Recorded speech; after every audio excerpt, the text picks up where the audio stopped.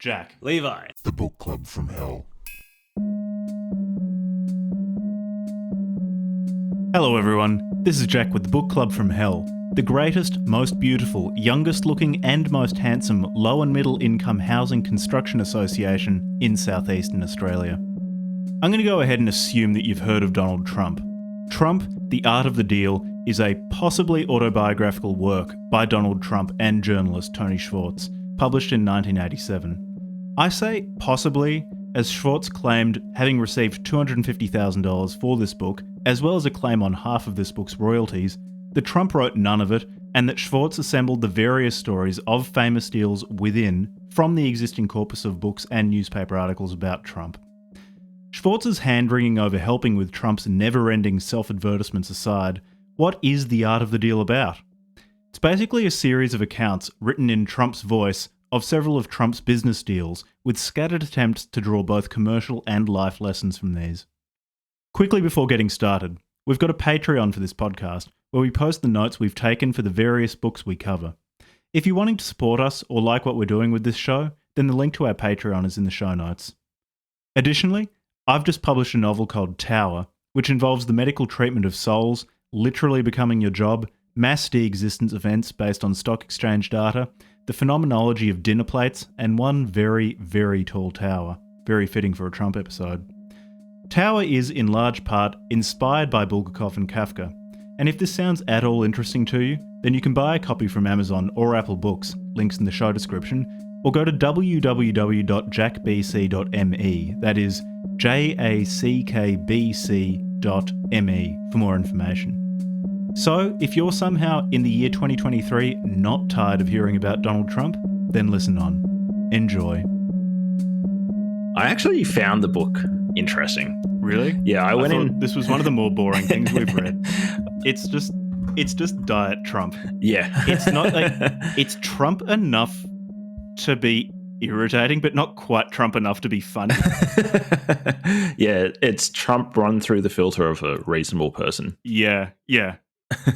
I read a few years ago in a publication famed for being temperate and cool-headed in its discussion of Trump, The New Yorker, an article where they talked to Tony Schwartz, the guy who wrote most of this book about writing The Art of the Deal. And apparently Trump, after half an hour or something like that of meeting Tony Schwartz, having agreed to do this book, just completely lost interest. And so Tony Schwartz had to chase him around and kind of observe him and get snippets of what he thought about the various things he was doing while Trump was doing other things, and then just made up a lot of it. Yeah, a lot of it is such generic, quote-unquote business advice that... It's really, really aggressively generic business advice, but every now and then there are certain things that, at least if Trump's tweeting and his manner of giving campaign speeches is anything to go by, things that seem like they actually were said by Trump, but probably just as offhand comments. Yeah. You can see... Okay, so one of the problems with talking about Donald Trump is it's really hard to work out what's true, because he is, to put it nicely, prone to hyperbole, particularly when it comes to talking about his own achievements. Truthful hyperbole, though. Yeah. And then there's a whole side of politics for whom it's like, I don't know, him drinking a cup of water is a declaration of, undying love of fascism and an unbreakable desire to destroy American democracy. So it's just, he's just like there's the just no devil fucking incarnate. way to really trust anything said about or by this man. And then reading The Art of the Deal, which is not even really written by Trump, makes it even harder to work out quite what's true. Yeah, especially because this is essentially just Trump propaganda for himself. Which is very funny and is very Trump. When was it published? Like 86 or something, or 1990 or something like that? 87. 1st of November 87 was when it was published. Yeah. So he's this kind of strange, eccentric billionaire that came up in the 70s and 80s and is like at that point still a New York socialite who's branched out into, say, like Atlantic City and Las Vegas and stuff, and he's making a name for himself. smashing his name on all the buildings that he's building, on just everything he can get his hands on. Everything that he puts his hands on. Cars like the Cadillac. At the end of the book, he's like, oh yeah, they're building 2 Cadillacs and they're naming up like the Trump executive and the Trump something else. Like, so everything's just branded that's up right. Trump. And it's like they're the most luxurious cars ever made. Everything that has his name attached to it is the most luxurious, the best, the highest quality, best, the most biggest. comfortable thing ever made. He is like the pure distillation. He is the manifestation of the American soul as a culture become in the form of Donald J. Trump. He's a remarkably American phenomenon. It really gives more weight to Spangler's analysis of except here in this analysis, the American soul is a distinct soul from that of the West. It's this new horrible giant orange thing. The funniest bits of this book, or the bits of the book I enjoyed most, almost when I wasn't reading it and could step back and think about the things that he always brings up. I've got a list of basically just recurring themes in this book.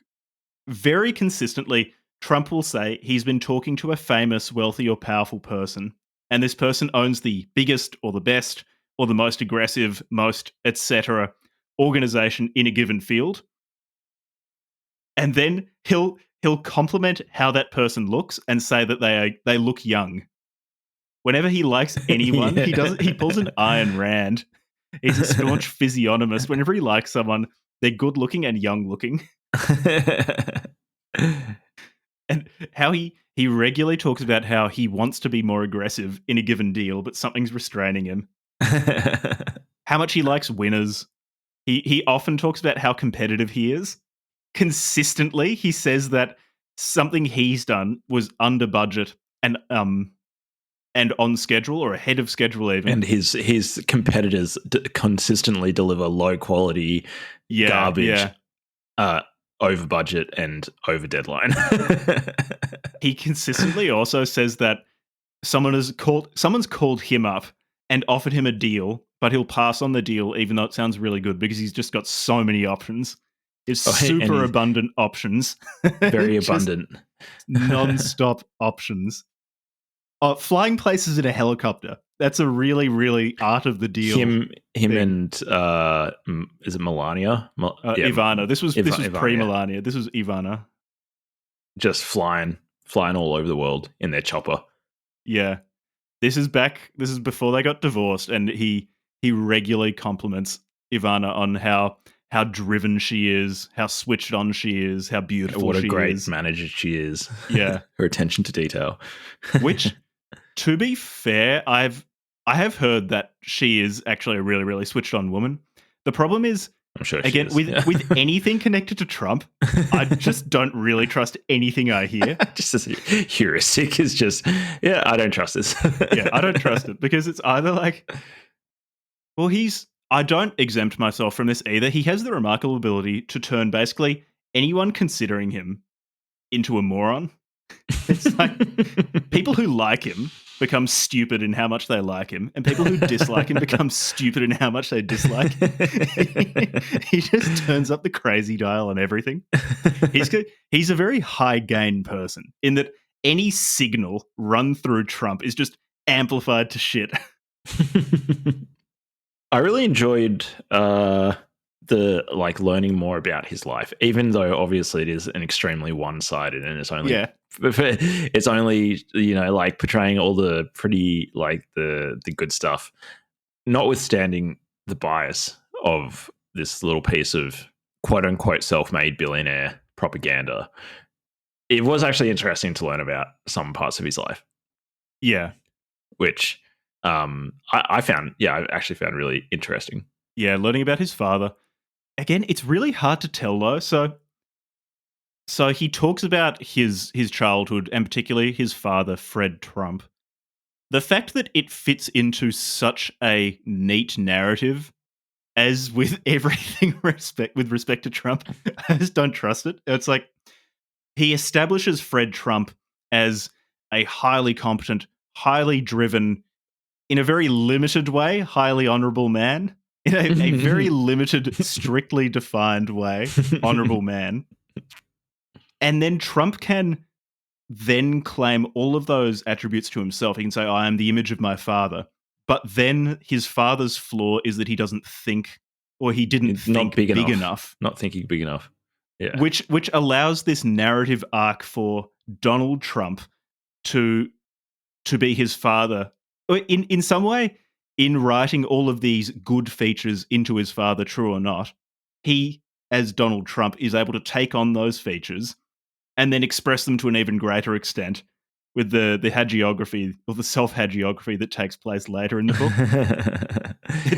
It's too narratively neat for me to trust it as biography.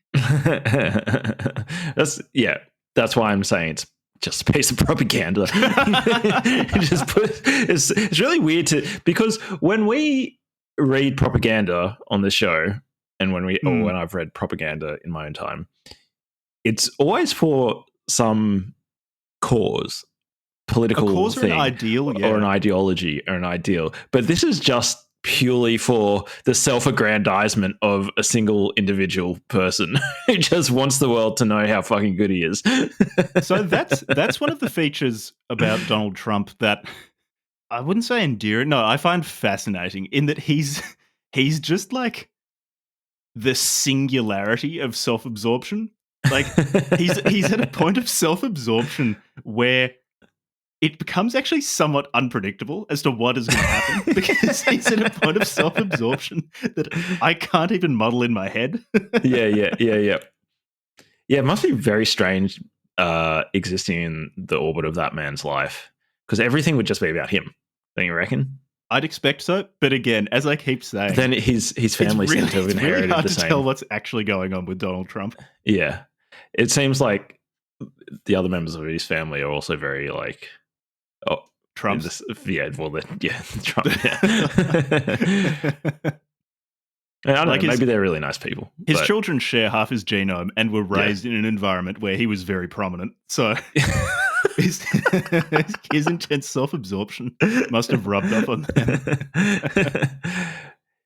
He's a fucking weird figure. It's also so strange reading this, knowing that eventually he'd become president. Yeah. And actually, some of the more interesting parts of this and book, it was 30 years. It took 30 years. I'll just give a really quick run through of how this book's structured, because we're not going to run through this blow by blow because that'd be so boring. It'd be really boring. This book is roughly structured where, except for the first chapter and the last chapter, which are distinct, it's basically each chapter is dedicated to some big deal he's done that has either been an unreserved success, or, as in the case of the USFL, NFL, I think the US Football League, which was a competitor of the NFL, he lost money, didn't get what he wanted, but he, or I expect Tony Schwartz, offers a bunch of reasons as to why it was actually really, really good. It was a moral and righteous success. It was a spiritual victory. It's also funny. What was his name? Herschel Walker or something is just a human rectangle. I looked at pictures of him. He's just a big rectangle, big broad man who was a football player that Trump signed for his team in the USFL. And just repeatedly throughout his book, Herschel Walker must have made a real impression on Trump because he just keeps bringing him up and keeps talking about how he's a real competitor and he just loves to compete and to win. Yeah, he loves the bravado. Yeah. And then the first chapter and the final chapter are different in that they're not about specific deals. The first chapter is a week of Trump's life, and it's basically like, Monday, 6:02 a.m., phone calling all of these really, really famous people and discussing expensive deals. I've sent the Holiday Inn board into a frenzy because I'm threatening to buy them out, and the markets are responding in this way. So it's kind of a timeline of a week of his life. That's the most boring chapter by far. This book opens with the worst chapter. That chapter was aggressively boring, really dull, because it's basically just a time-stamped data Yeah, literally like 9:06 a.m. I called this person. I'm not joking. It's 12 p.m. Like, I called that person. Have lunch over here. Yeah, of his lunches or his phone calls. And it's not Trumpy enough for me to find it amusing, but it's Trumpy enough for it to just seem a bit especially because, like, I'm not sure if Americans are aware of this, but like the Anglosphere outside of America, the media is just, particularly more left-leaning media, is just obsessed with Trump. Everyone to the right of center is described as like some gradation of Trump. Trump is just this omnipresent entity, it seems. Like, I reckon every edition of The Age since 2016 has mentioned Trump at least once. Yeah, no every doubt. day. Yeah, it's really strange. He must personify everything that people on the left like hate, I guess. He's almost he's in this very strange way, this mirror upon which it seems people see the worst parts of themselves, and then in almost this public ritualistic way seek to purge themselves of these evils by railing against I'm sorry for my consumerism. I'm sorry for my greed. But I'm not as bad as Trump. But look at Trump. Which, to be fair, if you're feeling bad about some personal foible and you look at Donald Trump, he probably has the same foible, just pushed to a comical extreme. Yeah. It's like, oh, you worry that you're too consumerist? Well, Donald Trump, it's like fucking gigantic or portraits of himself all over every property that he owns. Or how repeatedly in this book he brings up Mar-a-Lago, his winter residence in Florida, and keeps talking about how many bedrooms it has, how many swimming pools. Oh, how awesome his... I think it's called a triplex penthouse apartment in Trump at the top of Trump Tower on like 6th Street or whatever, in Manhattan. That bit was really funny when he's talking about, I had a duplex apartment and it's just the best. It's the best in the world, but there was a penthouse apartment next to it, and I thought, well, I built the tower and I own it, so I'm going to take it. And I'm going to put the two together. It's going to take 2 years to renovate, but it doesn't matter because I want the best. And then he starts talking about the Italian marble in the floors and how I think it was either his penthouse apartment in Trump Tower or Mar-a-Lago, where he said he effectively compared it to Versailles and said, "Look, yeah, it was Mar-a-Lago. This is Versailles of the 20th century. Yeah. It was Mar-a-Lago, the Versailles of the 20th century." So those moments when he's almost like the omega point of soulless capitalism. That's when I find him like the most endearing. He's almost like an egregore of crass, dumb consumerism. He's just like this entity from our collective hollowed out unconscious that's just come to life and started making real estate deals in Manhattan. That's when he's at his most. It's the childishness of that too. It's like, look at how much shit I have. Look at how much shit I got and how expensive it costs. And I want the best. I only want the best. I only want the best. And then you look at the decor of some of these modern Versailles, and it just looks like a fucking brothel. That's when I find him the most endearing, when he just seems like a 5-year-old who has a shitload of money. Tasteless. I looked at it. Is so aggressively tasteless. Oh yeah, sorry. One of the other things I wanted to say is about he's also like very his competitiveness also comes across as just pettiness as well, because the reason why he expanded his duplex penthouse at the top of Trump Tower in the middle of Manhattan into a triplex was because he went over to like some Saudi billionaire's penthouse, and it was so huge. And he had a bigger living room. He's like, and it had huge living room. And he's like, okay, well, I want a big living room. I got a bigger living room. Like, now I have an 80,000 square foot living room. I don't need it, but like, boy, it's good having it. Yeah, that is one of the things I took away from this book, is that Trump is effectively a child with billions of dollars. He's a multi-billionaire geriatric child, and at least in the year of our Lord 2023, he's been like this since day zero. He's always been like there's never been, he doesn't seem to exhibit any outward signs of like personal reflection or personal growth or anything like that. He's just like, I'm Trump, I'm the best, I want the best, I'm gonna get everything I want, and you guys just gotta fucking deal with it. He is the apotheosis of the winter of the Faustian soul, in that in Donald Trump's portrait he demonstrates that there is no personal development anymore. No fate, nothing driven by an inner development of the personality. The only thing he's improved at is getting better and better at making deals. So there are some interesting things in this book that I expect Tony Schwartz. So the guy's a journalist. I don't know actually how good he is as a journalist, but he did seem to capture some aspects of Trump that do really seem to have persisted over time. One thing is his obsession with the media and how he knows how to play the media. So one of the things that keeps coming up in every chapter is particularly the New York Times. He has a strange relationship with the New York Times where basically everything he does in this book, he will offer a quote of some headline from the New York Times about what he's been doing. He, at the same time, seems to deeply, deeply care what they think of him and what they say about him. But at the same time, it's this strange superposition of deeply caring about what they say and wanting them to say nice things, but also, to some extent, not caring about what they say about him so long as they're talking about him.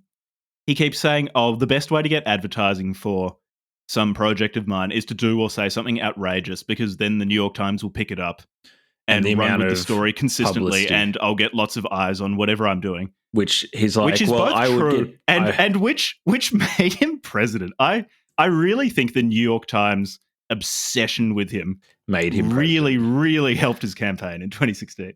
And 2016. He made a good point that it is that the stories, the coverage that he got out of just journalists reacting to him that he never paid for, he got more value out of them than he would have been able to get by paying for the advertisement in the first place. It's like, probably true. And he has consistently done that. So this was published 87, I'm pretty sure I said. 87? 87. He just continued to do that, and it has continued to work for him. Journalists just haven't tired of his shtick. Like, I guess the difference is maybe there has been some sort of desensitization because people don't get as worked up, or before he ran for president, they didn't. It seemed they were getting less worked up about him proposing some like ridiculous housing development, like, I'm going to put the world's tallest tower on the west side of Manhattan in Television City. And people got really worked up about that. And then maybe that was reducing in potency. So he just kept saying increasingly more inflammatory things as he did on the campaign trail and things, but it kept working. Yeah, it's really strange. He's consistently known which things to push on to get journalists to just fly into a blind frenzy and do a ton of advertising for him for free. And you know that they hate him, right? The journalists just 100%. hate his guts. And that every time they think they're doing some hit piece on him, like, this will take him out, they're not. They're like playing into his strategy. He's got them like wrapped around his fingers, man. Because he wasn't a terribly effective leader, because I just don't think he has the attention span to institute widespread change. The guy seems to have the attention span of a goldfish, but he's a remarkable campaigner, incredibly crass and uncouth. But in terms of, mass democracy is to a large extent a popularity contest. Well, not even to a large extent. Like it is just like by design a popularity contest. And especially with modern telecommunications, if you just say outrageous shit, people will pay attention. And Trump as a campaigner is probably the best at that we've seen.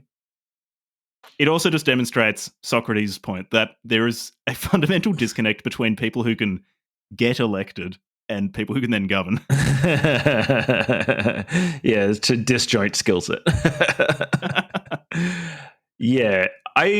I have mixed feelings about this, about Trump, because on the one hand, I really dislike him. But on the other hand, if you look at just if you stepped away from his personality and I said to you, oh yeah, there's a guy, he's worth a couple $1 billion. Maybe he started out with a fair chunk of change from his dad, but he grew that into many times the fortune that he inherited. And he's gone on to build skyscrapers and resorts and stuff across the face of the planet in a single lifetime. Most people were like, wow, that's really impressive. Like just objectively, he's had an incredible career. And yeah, he'll have a bunch of failures as well, but every entrepreneur. Yeah, but that's expected. Like, you're trying new things, you're going to fail. Try new things. He has pushed the envelope with the architecture. And I know some of his buildings are really not really my style, but some of his buildings are like, I think quite innovative. Trump Tower, the outside looks cool. It looks incredible. And Mar-a-Lago is repulsive. The modern Versailles. Truly tacky. The Trump Tower. So there's Trump Tower and there's Trump World Tower in New York. I went and saw Trump World Tower, which again, it's got this big black and gold outlay. It's pretty tacky, but if you're standing back from it and you don't look at the sort of like the decorations, the black and gold, that's tacky. The tower itself is quite cool. It's like an obelisk. It's like this black kind of imposing obelisk, and it's quite close to like a lot of other like the UN. I think it's quite a cool building. And some of his other buildings, I think, are pretty cool. Some of them are pretty gross, but so he's a lot of them are quite gross. Like, what was the name? It was one of the stories in this was about how he bought from Hilton. Yeah, yeah. His casinos are pretty gross. His casinos are just repulsive. Pretty gross. Yeah, truly disgusting. So if you look at objectively his results, even if I went looking around for how much he got off his dad. He says $1 million, which is a bunch of bullshit. But even the upper limit of what I saw was a calculation that said in 2018 dollars, he got the equivalent in help off his dad, $400 million, which I'm skeptical of that claim that it was that much because I don't even know if his father had that much. But even if I granted that, he still grew his fortune many times anyway. So he's still successful. So it says 2023 net worth $2.6 billion USD. So like he grew it by several times, substantially, and in real estate and property and large scale projects is not easy. Like that means you have to have like project management skills, like like being able to acquire contracts and all these sort of, like deliver things on time, deal with lawsuits, deal with labor, all these sorts of things. So objectively, anybody who can manage billions of dollars worth of real estate and the scale of these sorts of things and the management and governance complexity of it, just objectively, he must be good at what he does, even if he comes off as like to me, he just seems like I'm just like I don't know how this stacks up, but for some reason, like you're pulling it off. You obviously know something that I don't. So I agree with you. I despair that the leader of probably the most powerful military in human history, it has been. He might be back. He very well might be back in office. Very well might be back. I mean, Joe Biden keeps having seniors moments and Sleepy Joe. Yeah, like I despair that someone this crass, this completely lacking in any sort of grace might be back. Like I'm truly unhappy about that. However, like there are a few things. One, in democracy where everyone gets a vote, this is kind of just where things move to over time. Like it's a combination of a wide franchise and modern telecommunications. Like what gets attention, things that piss people off or like rile them up, things that make the friend-enemy distinction more stark are things that spread. Like they're just competitively advantaged in the modern media landscape. So someone like Trump, I think, was almost inevitable given the series of incentives at play. It was either Trump or Sylvester Stallone. It's going to be someone like that. It's going to be someone Kanye West, who is someone who's ridiculous and impossible not to pay attention to. Yeah, Because Kanye. people can't look away from a train wreck, particularly if the train wreck makes you angry. Like, that's just Trump. That is Trump. So there's that. But what I find most impressive about him is more or less the same thing that makes me feel just deeply despondent about electoral politics Yeah. and the electoral politics Yeah. that got him elected, where he's so obviously just trying to fuck over everyone around him except for his family, even in this book. Yeah. And despite the fact that he just seems so fundamentally untrustworthy, he's just so engrossing because he's such an odd person. He's relentless in chasing publicity and in saying ridiculous things to get publicity that you just can't look away. And it seems so much of his success is predicated on that. And he talks about it in this book. He's like, oh, well, if I made the best tower in the world, but I didn't advertise it, then it doesn't matter. No one will go into it. So what I did is he takes an advertising approach, advertising first approach. It's like, I just keep talking up how good it is, doing ridiculous things in the media, pulling all sorts of media stunts to lure them in and get them talking about me. And then I'll build it. And so that's what impresses me against my, not even better, just against my instincts. That's what I grudgingly respect. It's just by force of personality. By force of personality, like, by being impossible not to pay attention to, he's made billions of dollars. And it's also just like how shameless he is. Yeah, is part absolutely of no shame. The fascination, like fucking Trump steaks. Trump University. Like, with a completely straight face, he'll advertise Trump steaks. As if he knows. So that's the thing. So with all I said before about the positive or the objective success he's had, he's not operational. He doesn't do that. He's an investor. No. He's a very good investor, and he obviously knows how to hire very competent people to run his operationally execute his businesses. To that point, though, but he's not operational. So the other good thing that he's good at, sorry, just one. The other good thing. So if we had to write down some of his like positive traits and like eat our own shoes on this one, it'd be like he's extremely good at marketing. He's a very good investor, and he's an extremely good marketer.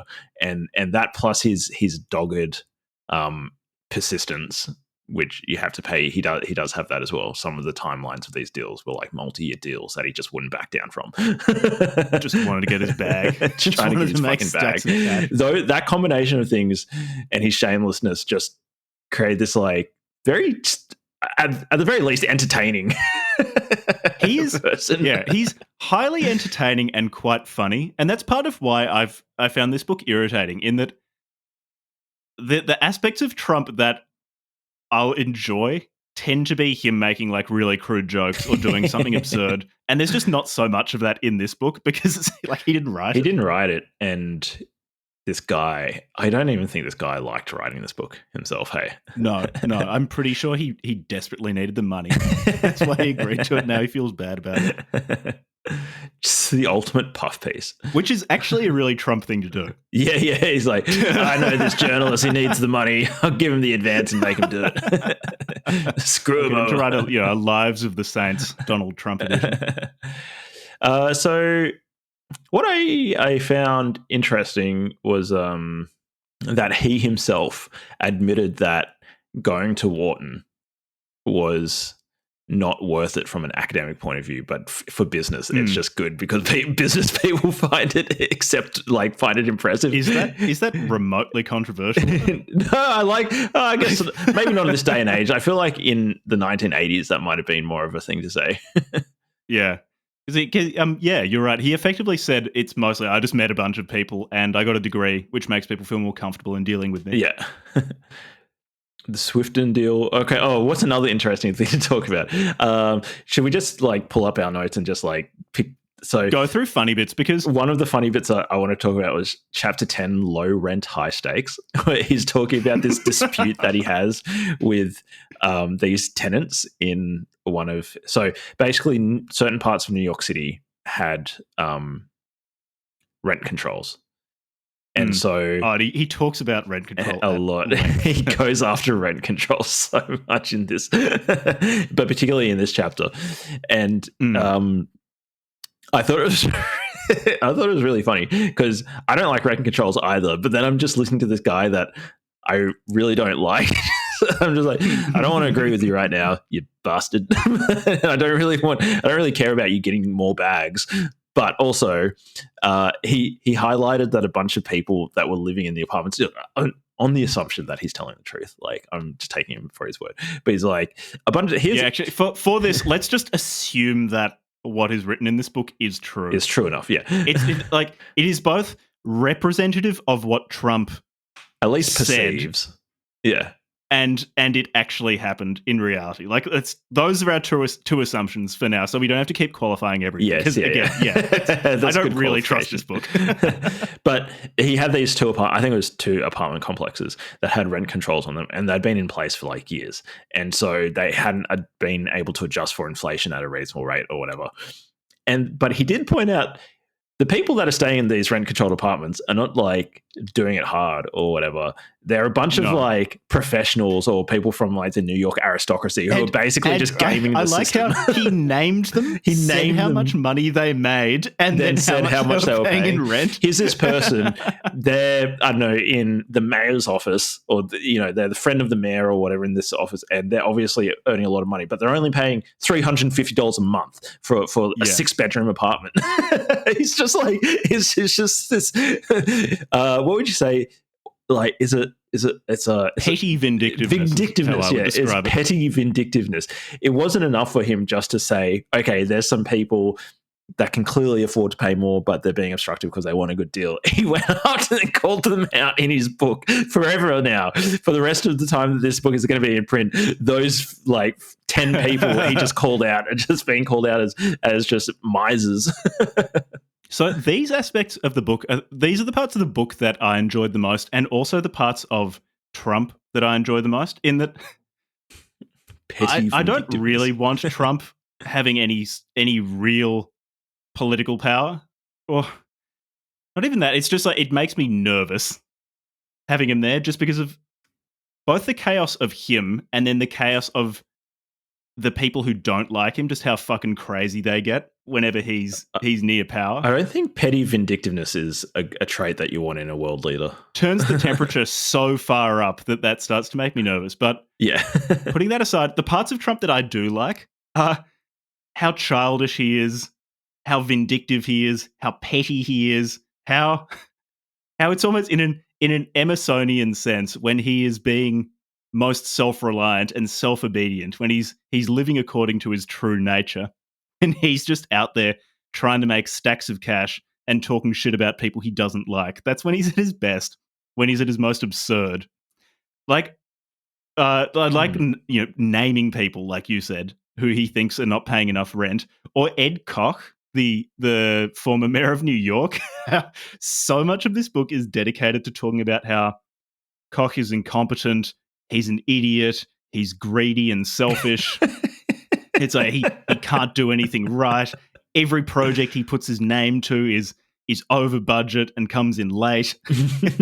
I think basically every chapter in this book, he starts firing shots at the administration of the city of New York, which is really funny.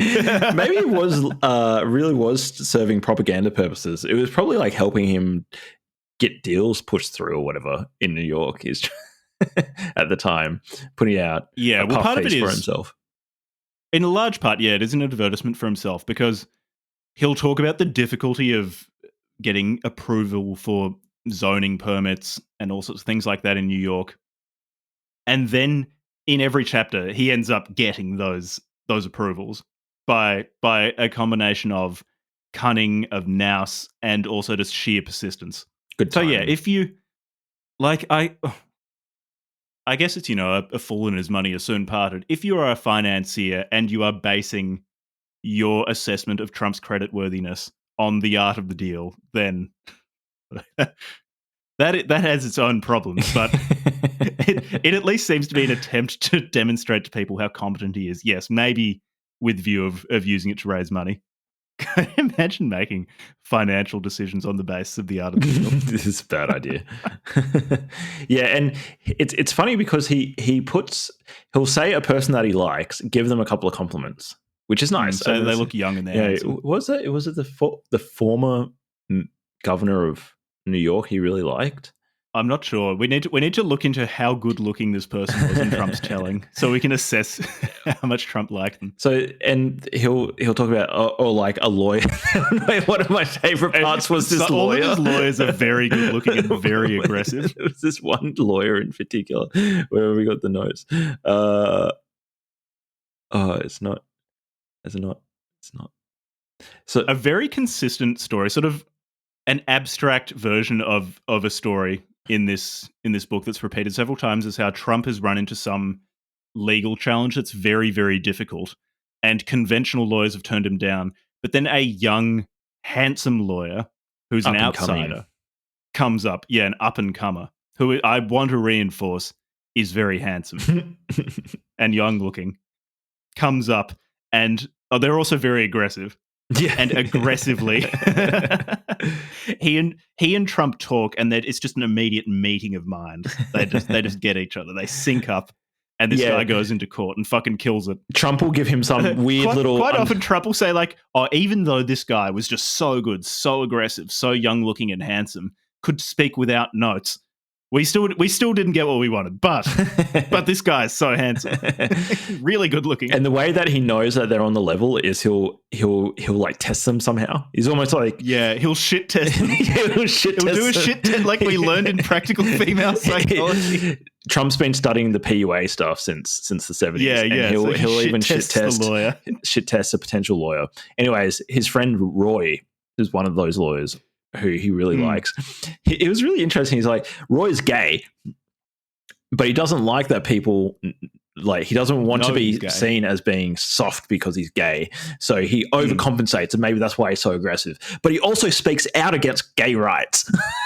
It's like, okay, wait a second. So you've got this gay associate, professional associate, who you obviously really like, but then he's slipped in this tiny little hedge so that, because back in the 80s, the people who don't like gay people, he knows that saying, how do I put this? He's playing both sides. He's like, I'm not going to take sides. I'm friends with a gay person. I'm not saying that jokingly. That gay person is against gay rights. He has innate political instincts. He knows exactly what he's doing. Yeah. And another really funny thing about that chapter is when he says the move to Manhattan when he's coming back from college. He makes this underhanded little comment back, because Wharton, for people who aren't aware, is in Pennsylvania. And he's coming back to Manhattan at the age of, I don't know, 21 or 22, presumably. And he's like, yeah, at the time of graduating college, I only had a net worth of like $200,000. I'm like,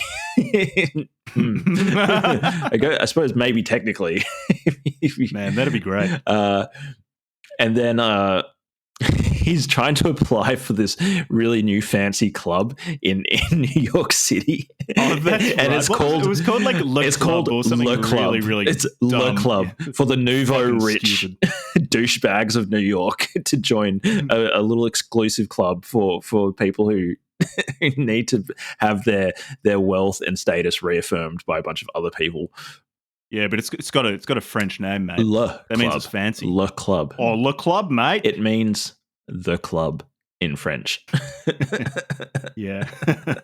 Yeah, and so he's talking about how persistent he is getting in, because nobody knows who he is. Nobody respects the Trump name yet. You know, even though his father's successful, nobody knows who his father is because his father never shot big enough. Part where he says that he's 27 and he's only 5 times on every page. He's 20. He's only 27. Nobody knows his name yet, and he persists at like talking to the club, keeps on ringing them. They won't let him in. They won't take his name.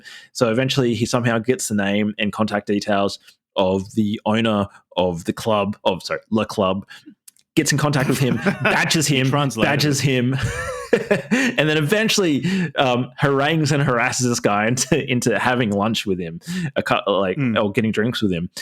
Finally convinces the guy to like let him into Le Club. on one proviso. He goes, the club owner says, I remember this. I'll try to find the quote. we're a bit older. The whole time Trump's like, it's full of older rich guys, and there's lots of really beautiful, hot women there. Beautiful women, like actresses and models and Russian ballet dancers with hooking up with all these old rich dudes. And the owner of the club is like, okay, you can join, but look at this young stud, this charger. Do you have the quote for this one there? Or I'll just paraphrase. I quote, he agreed to put me up for membership. He had only one misgiving. He said that because I was young and good looking, and because some of the older members of the club were married to beautiful young women, he was worried that I might be tempted to try to steal their wives. He asked me to promise that I wouldn't do that. And he gracefully obliged. Yeah, you see, like, he's so crude and so dislikable in so many ways, but then comments like that make me like him much more. he's just so shameless. Yeah. Yeah, he met lots of beautiful and wealthy people at the club. Like, they're all crazy. All these women, they're hot, but they're crazy. So I just want my Ivana. Whichever one, of Melanie, I don't know. Which one was it? The first one? Ivana. I'm pretty sure it was Ivana. Yeah. To start with. So she's solid. She's like the one woman solid. who tamed his heart when he was younger and made him stop being such a playboy at the club in New York. At least according to the art of the deal. Not the repeated extramarital affairs that he had in real life. Yeah, you can't trust anything this guy says, can you? I don't know who would go into business with this man. I think it was Deutsche Bank just like keeps lending him money and keeps getting burned. But I mean, Deutsche Bank is also not really known for its probity in lending, so there is that. That's true. Like, if you're looking for a banking scandal, Deutsche probably has you covered. Yeah. There weren't any other major standout. There's one other character which I found really funny. There are a lot of really funny quotes. Yeah, we've got some quotes as well, but there's this one character that I like. He has this story about the Swifton Village deal, which he has to basically manage a bunch of like pain in the ass tenants and a bunch of issues. But one of the key things that he highlights in the Swifton Village deal is a guy named Irving who he really likes. Oh, Irving, yeah.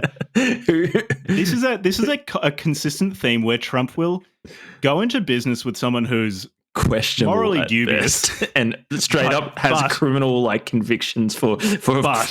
Trump wants results, and so long as they deliver results, then Trump will tolerate their indiscretion. So this guy had a known track record, and had been convicted of actually committing fraud, and he still hired this guy. And he's like, but he's so good at what he does that, I said, as long as he's not stealing from me, I don't mind. And he said, I think wasn't Trump's rationale, it's like, oh, well, Irving steals everything that's not nailed down, but everyone beneath him, he keeps them in line so they don't steal anything. So when he's around, I just have to watch one person. Watch Irving. Which is Irving. And to make sure he doesn't And in steal. particular, he says, yeah, I used to have this joke with Irving. I'd say, we pay you $50,000 and all you can steal. He's like, Irving didn't like that, but I had a laugh. This is what? Actually, one thing in this book that has remained consistent and makes me think that it probably actually was based on something that Trump said is how he's consistently worried about other countries taking advantage of the United States. I quote, "I have great respect for what the Japanese have done with their economy, but for my money, they are often very difficult to do business with. For starters, they come in to see you in groups of 6 or 8 or even 12, and so you've got to convince all of them to make any given deal. You may succeed with 1 or 2 or 3, but it's far harder to convince all 12. In addition, they rarely smile, and they are so serious that they don't make doing business fun. Fortunately, they have a lot of money to spend, and they seem to like real estate. What's unfortunate is that for decades now, they have become wealthier in large measure by screwing the United States with a self-serving trade policy that our political leaders have never been able to fully understand or counteract." And that did come up a few times in this book, that other countries are taking advantage of the United States. So I suppose his 2016 campaign and subsequent presidency was in character. It wasn't out of character. He's consistent. He's consistent. In such a deeply, deeply ironic age, I wonder if part of the reason why people are so fascinated by Trump is he is a deeply sincere man.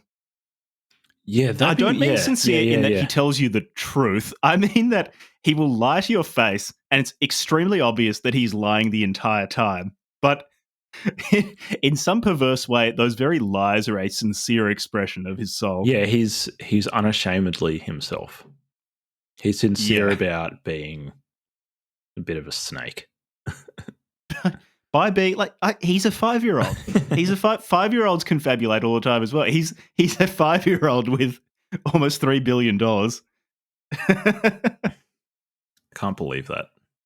The world's such a strange place. Reading this book, I get this sensation with this podcast quite often, but especially with this book for some reason, just makes me think like the world is such an odd place because this person has, caused large amounts of human labor, technology, concrete and steel to configure into like 70-story buildings and then erected giant portraits of himself. That's what he chose to do with his one life on the planet and his creativity, which is actually like in a weird way, like unbelievably impressive, remarkable. And he's a remarkably generative person. He's an incredibly generative, like insanely generative person. He'd been like one of the most generative people on the planet. But it's also through, I know, it gives me pause to think that he's also just incredibly self-obsessed. So at least with some of the other billionaires who are like out there doing really cool, crazy things, like a lot of what Musk does and stuff. It seems like they're more obsessed with the thing they're trying to build rather than building up their own self-image.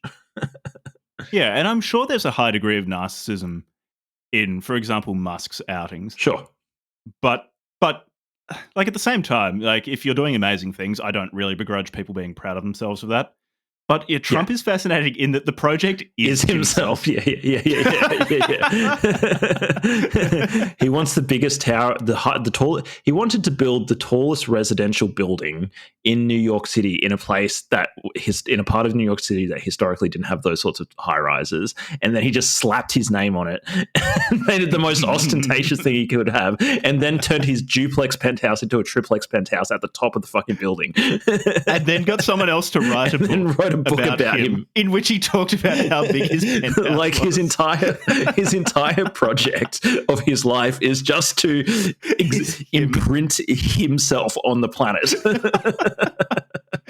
And he's been unbelievably successful at it. Like it's not like it's not like some weird, I don't know, cracked out person on the street who's got a massively inflated ego from all the ice they're doing or something, and they've, they're a bit strange and they're not. No, Trump executes. He executes, and he's on a bunch of amphetamines. Yeah, he really is the will to power personified. Yeah, that's why I feel conflicted about Trump, because you just can't deny that he's successful. He's unbelievably successful. He's unbelievably successful at it's such a fucking weird pumping up his own ego.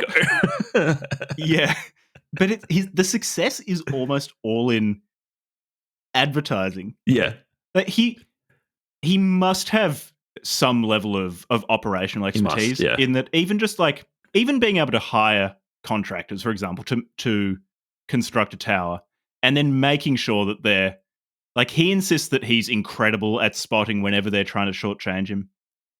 Yeah, it wouldn't surprise me. Whether that's true or not, that sort of financial. Yeah, like he's probably good at that, given that he grew up around construction. Yeah. So that takes operational expertise to hire contractors and then make sure that they're doing the job and coordinating them. So he has that basis, but it pales in comparison to his genius for advertising. He was doing his success is so predicated on his incredible ability to just generate attention.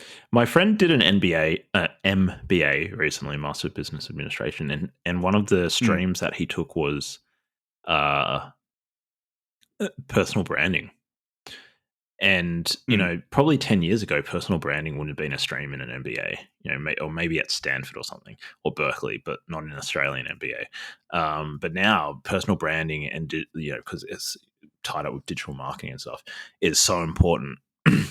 And personal brands, especially since the rise of, say, Instagram in particular, and like the influencer class, all that, has become such an important part of the economy. But Trump was literally like 30 years ahead of the game. Yeah, he actually was implementing this idea. Pre-social media, he's been implementing it's like the two people who pulled this off first were like Oprah and Trump. Like they said, I'm going to start a business. Didn't build towers, and he built fucking skyscrapers. He said, and put his name on them. He said, I'm going. Yeah, but there are a bunch of other people who could have put their names on skyscrapers and they didn't, or did. It's like Hilton, for example. Hilton's a really good example. A really good example, but compared to Trump, just an amateur. Yeah, because I feel like what the distinction that I'm trying to make here, Jack, is like the distinction between like I am the brand versus like I've created this company and I'm going to put my name on it. It's my namesake, which is like the Hilton. Yeah, that's true. That's true. Or like even like a law firm, they'll name it after like Joe Blow and Co. or whatever. Yeah. Versus like no. I'm the brand. It's all about me. And not only do I want this Trump Towers to be known, I want my face on it. Like I want my portrait and I want the journalists to be talking about me. And then I want to have a TV show about me. And then I'm going to write a book about me. Yeah. Okay. So how about this way of putting it?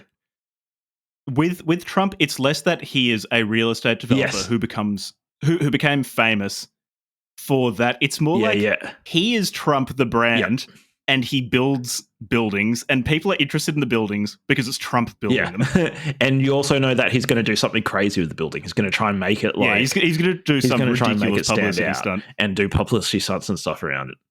Or not even a single ridiculous publicity stunt. A series.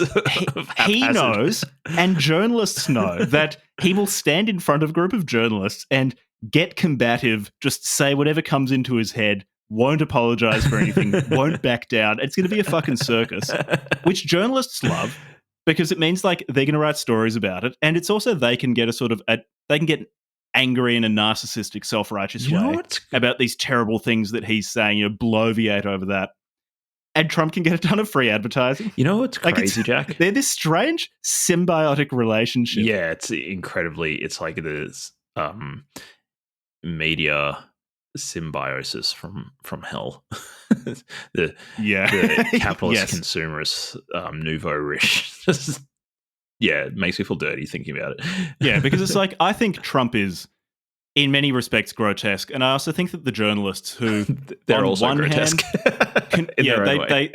They constantly morally posture about how outraged they are about these awful things he said, and he's so dangerous. While at the same time, just amplifying his signal like crazy because they get fucking money out globally. Yeah, and their journalist friends can congratulate them for going, oh, you raised awareness about these terrible things Trump's doing. Wow, the world has really changed. No, you just helped him into office. So if you think about it in a weird sort of way, okay, he might have, say, $2.5 billion worth of net worth, which just represents the share that he owns of all of the assets that he's helped create.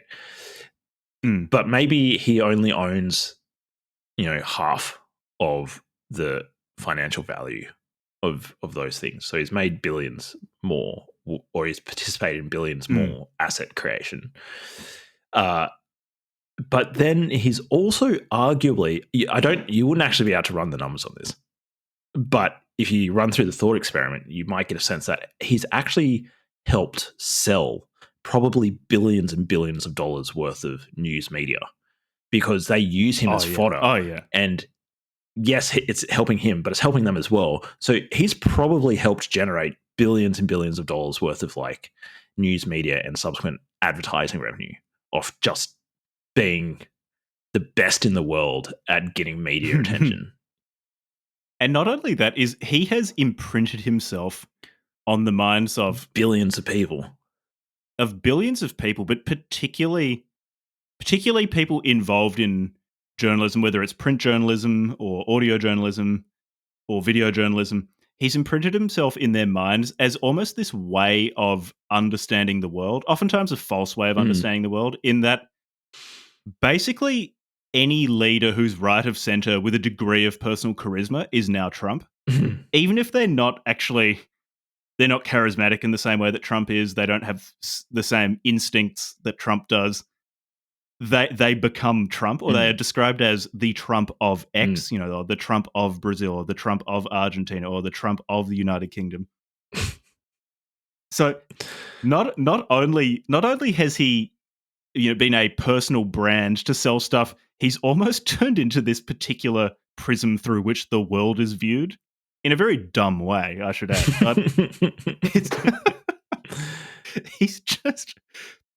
he's a Hegelian great man of history. It really is sort of a very strange world we live in. He's an absolutely bizarre person. We live in a very strange time, though, in terms of our environment, given the ubiquity of telecommunications and things like that. We live in a very bizarre environment, which gives rise to very, very strange, powerful people. I don't know what to think of it. I kind of like it. I like it in a weird kind of zoo sort of way. If I'm sort of detached about the world I live in, if I dissociate from my experience of living in this political environment, then I kind of get a kind of zoo sensation, as if I'm a kid in a zoo. Yeah, I have very mixed feelings about Trump. Mixed to the point where I start to just feel kind of ambivalent. Like he's this force of nature. Like he's just there. And you can't stop it from happening. And he's just going to keep on going until he drops dead. He's not going to stop. Yeah, I expect so. And he's 70-something now, so he might have at least another 10 years on him before he's infirm or dead. 77. I wouldn't be surprised if he went until he's 77. So he's a spring chicken by the standards of the US political scene. He legitimately... He's still a young, handsome man. And it's funny to think that if he does... slaying puss on Capitol Hill. If he takes the presidency next year, he still won't be the oldest president. He'll still be younger than the person he's succeeding. Yeah, that's scary. What is it with this generation of politicians in... It seems like in the US politicians are older than the Australian ones. Yeah, they're much older. Why aren't they getting out of the way? In Australia, they're not nearly as old. Because don't you think at some point you just have to think it's as a matter of just responsibility to hand the reins over to the next generation down? It's like, you're fucking 80. Like, get out of the way. Was it Dianne Feinstein who was basically a fucking vegetable? They just like wheel her out every now and then to slap her hand. At that point, it's like it's this weird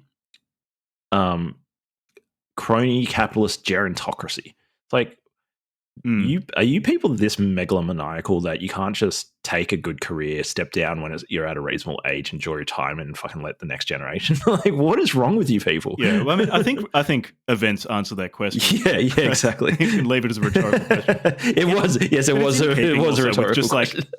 Yeah, it's in keeping with the governance model in that it does seem that if it's not an explicitly stated ideology, much of the way American, Australian, UK society as well, at least Anglophone economies are structured, is basically to subsidize retirements, to vertically transfer wealth from younger people to older people. You feeling that, are you, Jack? So in that sense, having an extremely old leadership cast makes sense. Yeah, because we probably will be. I saw this. I probably listened to it on like radio, like Freakonomics or something like that, like NPR or something like that, where they something blue pill. Yeah, they were making this argument, not based economics, Evolian economics, based Evolian economics. They were making this argument that they think for the first time in the history of places, I think it was about the US, but I assume it probably applies to Australia as well, where they think there's a flipping of wealth transfer from older people to younger people. It's flipping now. There's more wealth transfer going up from the younger generations that are working more to this like massive retirement class, the boomers. It didn't really happen. Yeah, and my problem with that is that I'm too young to benefit from it. That's my big concern. I mean, I know 31 is effectively geriatric, by the standards of our listener base. You're on the way but out. I'm not geriatric enough to get those sweet, sweet pension bucks. And yeah, I guess the current cohort of very old men and women in the Anglosphere who are refusing to step down, with a few exceptions, obviously, it would encapsulate that entire cultural phenomena. It's really weird. Probably the next 10 years, I would hope that like there's a few changes in that. Get a few people in their 50s would be nice. Some spring chickens in their 50s. Who have another 30 years on. That would be uncomfortably young, at least in the United States. Like in Australia, our prime ministers are not nearly as old as in the US. Albanese must be like 60, how old right? is Anthony Albanese? Yeah, he's Yeah. 60.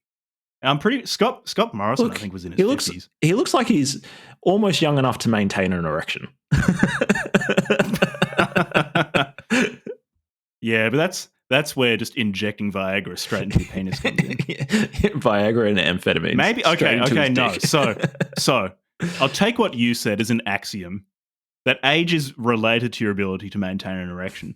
Do you think there is a causative relationship between the introduction of sildenafil, the introduction of Viagra, and the aging of our political class? I think it's a direct causal relationship. I think the reason why we're able to have an 80-year-old Sleepy Joe geriatric running the world's most powerful military force is because he still fucks. He can get a pharmacologically assisted El Capitan grade erection. He still fucks on rock command. Hard, rock hard. That's all he needs. He's still suffering from that old man little dick. And wrinkly scrotum. They haven't cured that, so he's got a tiny little rock hard alabaster dick. It's when Xi Jinping came over and met with Joe Biden. Joe Biden just ate like 30 Viagra pills, slapped his shriveled yet rock hard penis on the table of the Oval Office, and Xi Jinping was just like, "Fuck yeah, dude! Well done, man. Let's do a trade deal." And then they went in the Oval Office's goon cave, sucked each other off.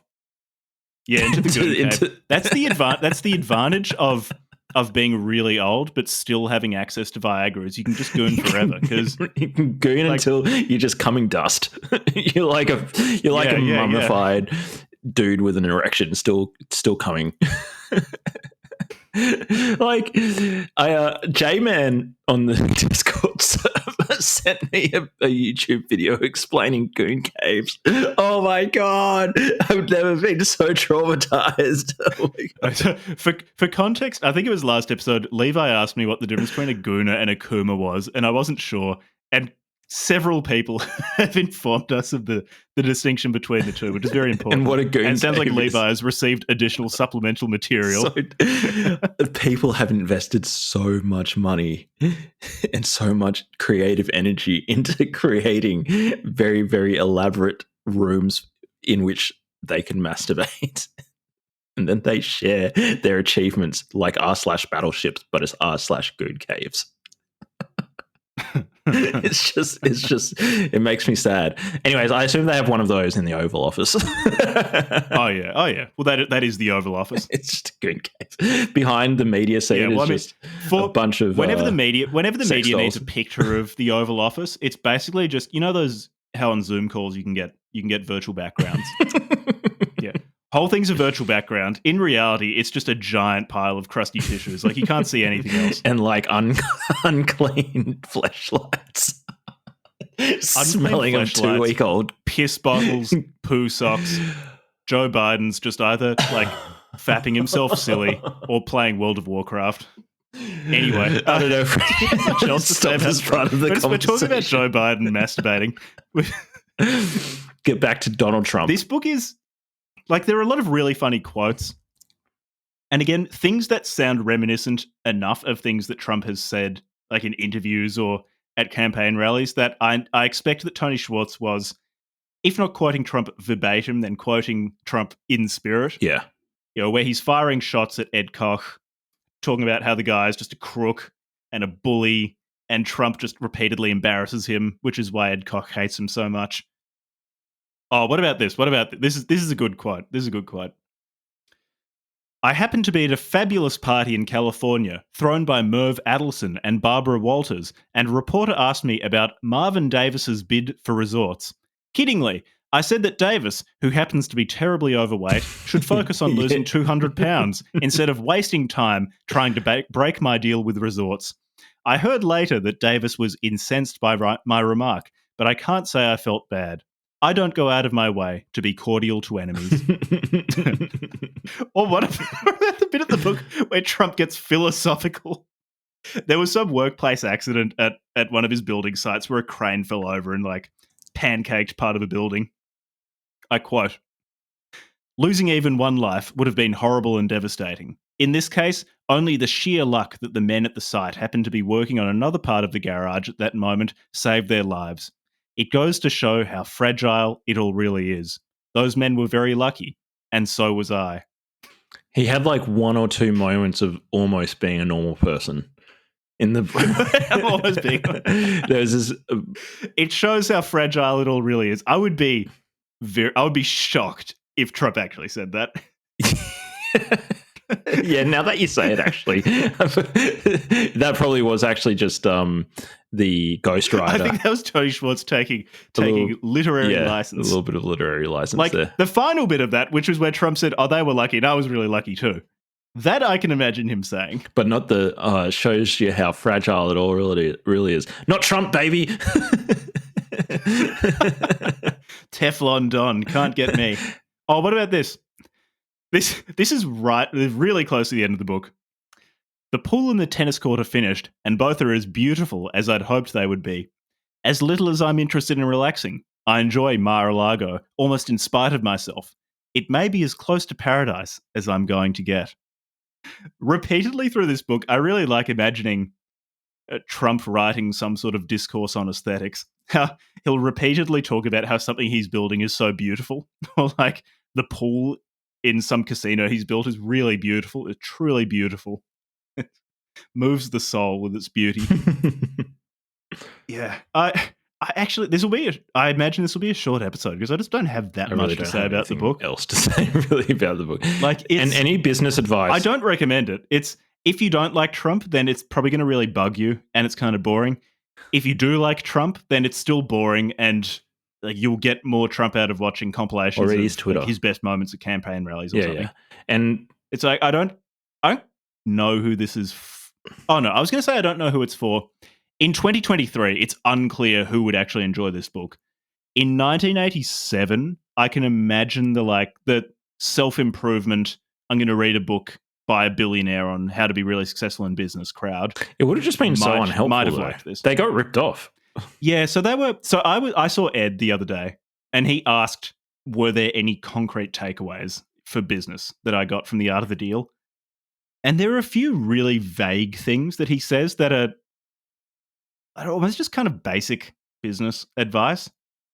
So consistently through this book, he talks about how and demonstrates how he really doesn't want to be personally liable in terms of money for anything going on. He really quickly tries to offload that risk, even if it means that he'll make less money. He tries to de-risk a lot, which is that's not a bad idea. That's fine. That's prudent. His advertising first approach is something that he regularly, or I guess always does, and continued to do after this book was published, and that works for him. So that's another piece of concrete advice. Yeah. Advertise really hard. It's probably more important than whatever you're building. There was one genuinely really useful piece of advice that I wrote down. That I actually thought, if nothing else, reading this book was worth it for this one piece of advice that I thought was good. Which I'm now going to give you, listeners, so that you don't have to read the book. Which was... That's Levi delivering value. So much value. Just give away value. This is a really valuable first principle of marketing, give value. Give value. This is the gifting economy. So there's a chapter on the Grand Hotel. So he did a deal with Hyatt to build the Grand Hyatt Hotel in New York City. I think in Manhattan, I'm pretty sure. And it was a really big deal for him because it was one of the first, if not the first, thing he'd built in Manhattan. And it was huge, like really big, important deal. And I'm sure it's Grand Hyatt NYC. What does it look like? I'm searching. Disgusting. No, let's see. No, it's fucking sick. Yeah, it's amazing. Well, you know, yeah, it looks like a shiny Duplo block. Yeah, it's not bad. I think my girlfriend, who has much more taste than I do, she's a designer and an architect, and she would probably really dislike it, but I like it because I have absolutely no taste. You know what? This looks like the sort of thing that Ayn Rand would froth on because it's a giant, blocky, imposing, shiny building. She would. Okay, and I'll get back to the value that I'm going to give the listeners, but I'm just going to defer the value for a little bit because just on that note, on Ayn Rand, I genuinely think that Ayn Rand would fucking love Donald Trump. Literally just he is like a Randian superhero. She would make him into her painting in a second. He'd be licking the lint out of her toes. He'd be smoking a cigarette out of her ass. Yeah. While Alan Greenspan watched from the closet. Because all he does is he just makes money. He doesn't give a fuck. He talks shit about any degenerate fatty or journalist piece of shit that he doesn't like. And he just crushes his enemies. He makes money. He gets out of all the taxes he can. He always gets the best deal. And he makes imposing structures on the landscape. Like he is the worst form of he is the Randy. He's the one person that makes me reconsider how much I like Ayn Rand. Like, So, anyways, back to giving value. Okay, so with regards to the Grand Hyatt deal, and it's good value, but it also just goes to show you how the guy is really fucking good at making deals. Like he knows what he's doing. He actually is legitimately fucking good at, like, he's made a lot of deals in his life, a lot of really high value deals, and he's managed not to go to jail yet because he's never done anything outright completely illegal, or at least not in a way that's been documented and has had a successful conviction. So anyways, he's very good at these things, but he's also a snake. And he knows what he's doing. And he, in the deal that he had with Hyatt, which I bet you they fucking hate him for this, he makes this big deal out of getting this thing into the contract, which is called an exclusive covenant.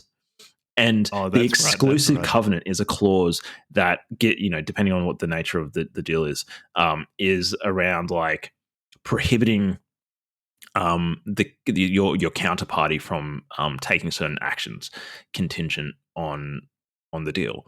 So in this case, it was the covenant was that in order for this deal to go through with Trump, so that Trump's the 50% owner of the Grand Hyatt or whatever it is, whatever the details of it is, let's say he's the 50% owner of the Grand Hyatt and they're doing 50-50 profit split or whatever in Manhattan. Hyatt cannot build any hotels in any of the 5 boroughs of New York City without the express permission of Donald J. Trump. he fucking wrecked them. He fucking wrecked them on that deal. I don't know how the fuck he got that clause through, but they have got to be fucking kicking them. And it was like 100-year contract or something like that. It was like that contract is still fucking going. It's going to still be going after. Yeah, no, and he made that point in that he's like, I've even written a note in my will that explains how the exclusive covenant works so that his heirs don't fuck up the exclusive covenant. Like, he's even like, don't give them even a single, like, if they ask to build a small boutique like little thing next to the airport, say no. Don't give them anything. Mm-hmm. The guy is fucking ruthless. Really interesting. That's really interesting, actually, you bringing up his kids. And this is something that has also remained consistent. He's extremely clannish in that he really trusts his family and just doesn't trust people outside of his family. That must be like He says a few times in this book, there's one point in particular where he says point blank, if you have a family member who's competent, you will never have anyone as valuable as them because you can trust them with anything. Yeah. And he does. He has largely behaved consistently with that. Yeah. He really, really prefers family to dealing with. And it seems like that probably came from his upbringing, by the looks of it. Like I think his family were extremely tight knit, and he was involved with his dad's business and stuff from an early age, that sort of thing. Yeah, so he's extremely clannish, and because that clannishness mixed with his own business success and political success just turns it into aristocracy, the Trump dynasty. A Trump dynasty. So you have these American dynasties. And aristocracies, the big ones being all the presidential families like the Kennedys and the Obamas, and if you become not so much the Obamas, like the Clintons. The Obamas might become. I think dynasty. They will. Like eventually, it'll just take a bit more time. Yeah, Saint Barack has set himself up. Yeah, well. Certainly the Clintons and the Kennedys. Yeah, Bushes. But then outside of the political sphere, you've got like the Rothschilds and stuff. Like at a certain level of success in America, because you can just get such massive. Well, the Rothschilds were a European family. Oh, sorry, I must be thinking of a different family. But with the Trumps, he's like done that in almost a single generation. Like, I guess we'll see. I guess we'll see how long it persists, because the Kennedys have been around. Well, the thing is, because to what you were saying earlier about how, so with a lot of those families, it tended to be